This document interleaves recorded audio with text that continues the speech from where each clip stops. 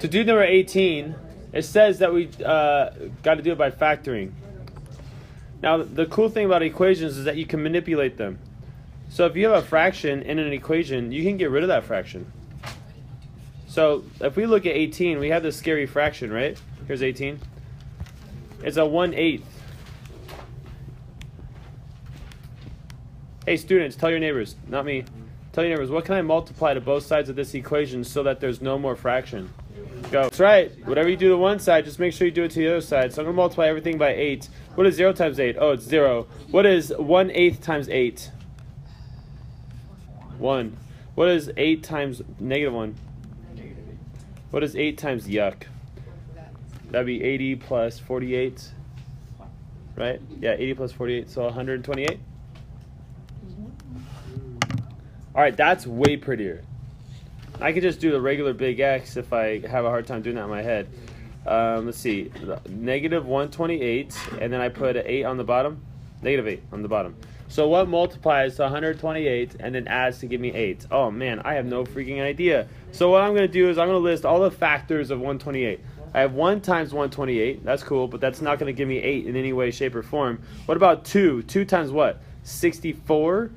Yeah, that's still not going to give me 8. What about 3? If I multiply something by 3, will I be able to get 128?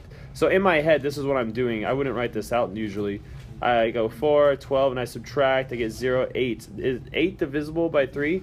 No, so 3 does not work, so let's get rid of that 3. Let's put a 4 right here. Let's try 4. Does 4 divide 128? Let's see. In my head, I'm doing this again. 3, and then, yeah, 2, 32. Okay, so I put 32 right here.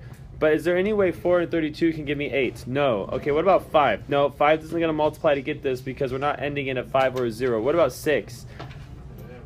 Does 6 divide it? No. What about 7? Maybe? 128 divided by 7. Let's see. 1, 7, subtract. That would be 5, 58. Does 7 go into 58? No, 7 goes into 56, not 58. Okay, so what about 8? Yeah, 8 works. 8 works? Yeah. What do you get? 16? Okay, does 8 and 16 give me an 8 by any chance? Yes, it can. Which one has to be negative? 16? Okay, so now I have 8 or x squared plus 8x minus 16x and then minus 128. Now usually I use the box for you guys, but I'm not going to do the box this time because I don't want to.